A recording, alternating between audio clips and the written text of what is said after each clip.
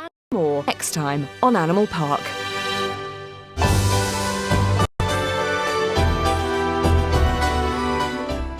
More action from the Gymnastics World Championships at 1 here on BBC Two, but next it's MotoGP.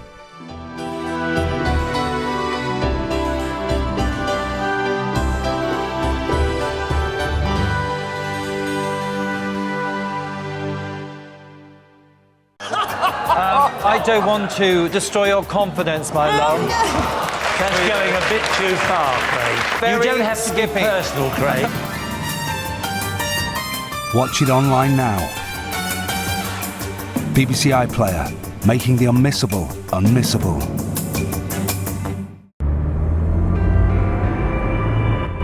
Forced to take to the air to get back on track, Charlie Borman resumes his journey from Sydney to Tokyo by any means tonight at 9.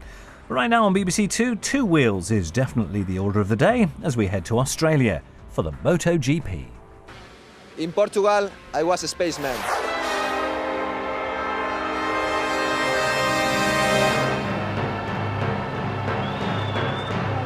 Jorge Lorenzo wins by a postcode in Portugal.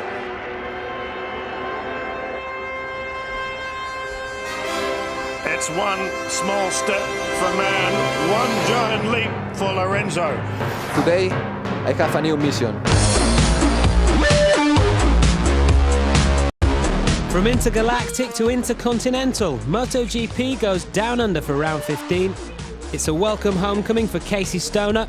Rossi and Lorenzo continue their title tussle. And 4 seasons in a day. Anything can happen at Phillip Island.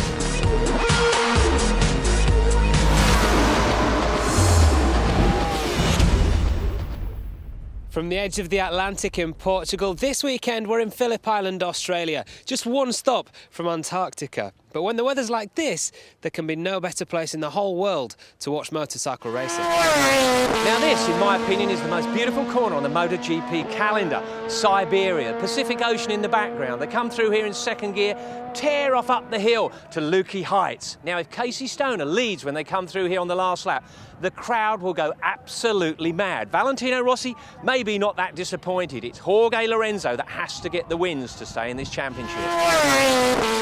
See, the thing is, Lorenzo's on a roll right now, but Rossi's far enough ahead in the championship, not even to need to win any more races. Second to do from here on in, and he'd take the title. So the last thing Lorenzo needs is a variable like Casey Stoner, super fast, getting out there taking points off the table. The other thing he could do without's the weather here. It's so variable. It can be sunny 1 minute, monsooning the next. Yeah, absolutely. And as the guys were saying there, it's Jorge Lorenzo who needs to stay on the offensive here in Australia. As you can see, he trails Valentino Rossi by 18 points in the championship. But remember, in MotoGP, it's 25 for a win, 20 for second place, and 16 for third. So with 3 rounds remaining, anything can happen.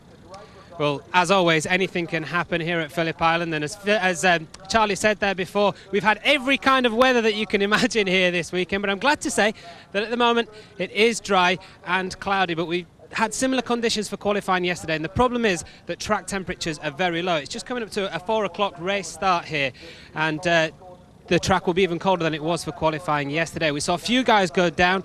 One of the most typical ones of the kind of crash you can get caught out by here was Dani Pedrosa going into turn 2. It's not one of the fastest corners on the circuit, but as you can see, he just lost grip on the front and rear and went down. And that just really, the speed that he goes into the grass there, it really shows you how fast this circuit is, considering that that is one of the slowest corners. Now, just quickly, Loris Capirossi here is starting from the back of the grid. This is a surprise to us, but we've just been informed that he's broken the engine regulations. Actually, I'll just try and grab Paul Dennin, his team manager. Paul, can you just give us a quick line on Loris starting from the back here? Yeah, well, we figured we've been flying all weekend, as you know, and really right up the front. We don't want to give anybody an unfair advantage, so we thought we'd stick the bike at the back, yeah. That's very fair of you. We'll wait for more news later in the race, I expect. Thanks, Paul. Now, it's not just things on the ground that you have to be careful of here at Phillip Island.